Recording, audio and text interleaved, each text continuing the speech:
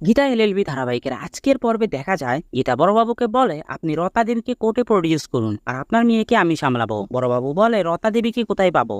গীতা বলে রতা দেবী আমার কাছে আছে, আপনি শুধু কিরণকান্তি ব্যানার্জিকে ফোন করে বলুন রত্নাকে পেয়ে গেছেন। গীতার কথা শুনে বড়বাবু কিরণকান্তিকে ফোন করে বলে রত্নাকে পেয়ে গেছি। কিরণকান্তি বলে ওর বলা শোনাও। তখনই গীতা রত্নাকে সেখানে আনে আর কিরণকান্তি ব্যানার্জির সাথে রত্নার কথা বলায়। তারপর বড়বাবু কিরণকান্তিকে বলে আমি রত্না দেবীকে কোর্টে প্রডিউস করব, আপনি আমার মেয়েকে কোনো ক্ষতি করবেন না। কিরণকান্তি ব্যানার্জি বলে রত্নাকে কোর্টে প্রডিউস করার পর আপনার মেয়ে আপনার গাড়িতেই বসে থাকবে, আর কোন রকম চালাকি করলে আপনার মেয়েকে শেষ করে দেবো, এই বলে ফোনটা রেখে দেয়। এরপর বড়বাবু গীতাকে বলে রত্নাকে কোর্টে প্রডিউস করলে অনেকগুলো নিরাপদ লোক ফেসে যাবে। গীতা বলে আপনি ওইদিকে সামলান, আমি আপনার মেয়েকে সামলাবো। তারপর বড়বাবু হাত জোর করে গীতাকে কুর্নিশ জানায়। ওইদিকে সার্থিকের শার্টের বোতাম ছিঁড়ে গেলে গিনিকে সেটা বলে। গিনি বলে শার্টের বোতাম কি করে ছিঁড়ল? ছিঁড়বেই তো, একটা সুন্দরী পিয়ে আছে, ওর সাথে ফষ্টি নষ্টি করেছিলে। সার্থিক বলে একদম বাজে কথা বলবে না। গিনি বলে দাঁড়াও আমি সেলাই করে দিচ্ছি। সার্থিক বলে তোমাকে করতে হবে না, আমি করে নিচ্ছি। এই বলে সূচে সুতা পরাতে গেলে পরাতে পারে না, সেটা থেকে গিনি বলে দাঁড়াও আমি করে দিচ্ছি, এই বলে সেলাই করে দেয়। এই সমস্ত দরজার বাইরে থেকে স্বস্তিকের বোনেরা দেখে।